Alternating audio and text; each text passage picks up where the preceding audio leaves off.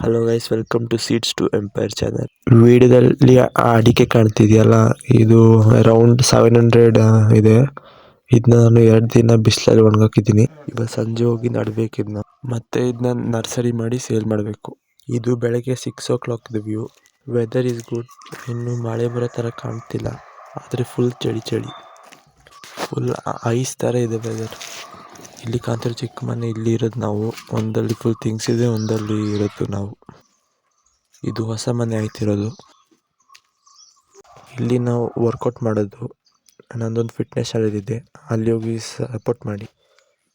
ಇದು B box. ಇದು ನಾವು ನೆನ್ನೆ ಹಾಕಿದ್ದು.